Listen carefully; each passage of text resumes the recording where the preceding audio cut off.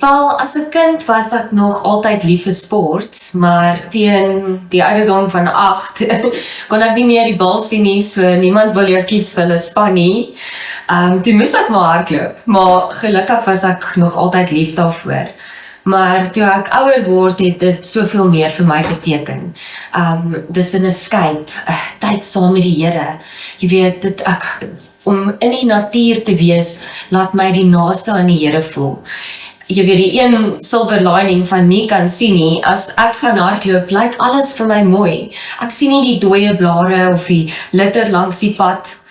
Ook nie die potholes nie, wat nie altyd so lekker is nie, maar ja, dit is net, en besides all of that, het ek al my beste vriende ontmoet op die pad. Jy weet, dit is net, ek kan regtig sê elke dag vir die Here, dankie dat ek daarom kan hardloop. Hy help my deur hierdie en sit die regte mense op my pad om my te bring waar ek is. En ja, ek weet nie wat sal ek doen as ek nie hardloop in my lewe gehad het nie. Dit is therapy, an escape, de-stress, time with the Lord. What more do you want? Sjoe, dis 'n moeilike vraag. Daar's so baie dinge wat in die dag gebeur het, maar ek sal sê daar's 2 instances wat die meeste uitgestaan het. So, op 53 kilos het my oorlosie gevrek en ek het nie, dit is een wat praat en vir my sê hoe ver ek is en wat my pas is. En net na dit, toe het ek what I call, I hit the wall en ek was so moeg en honger en ek het gebid en ek het net gedink, ek wil net opgee amper. Ek het my man gebel en hy het net gesê, hou net aan, jy is nog steeds in 'n goeie tyd. En toe begin ek nou hardloop, maar ek het gewonder, hoe ver is ek nou, wat is my pas, en ewe skielik toe kom daar so ou langs my en hy sê, hey, let's run the next 10 Ks together at a 5:08. We're on 60 Ks. That will bring us to a silver. And I was just, yes, thank you God, you're answering my prayers.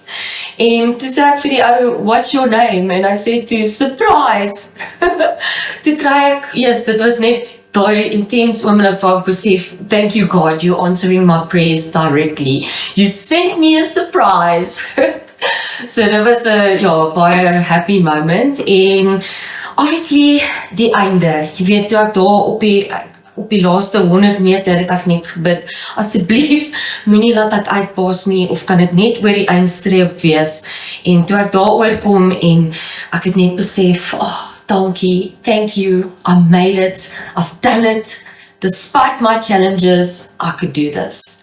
Die keerpunt het eers gebeur in my laat 20's, toe ek besluit om op my verhouding met die Here te werk, om tyd in die woord te spandeer, nie net jou daily word te lees nie, maar Bible study tools, en yes, my oë het oopgegaan en my hart vol van die Heilige Gees.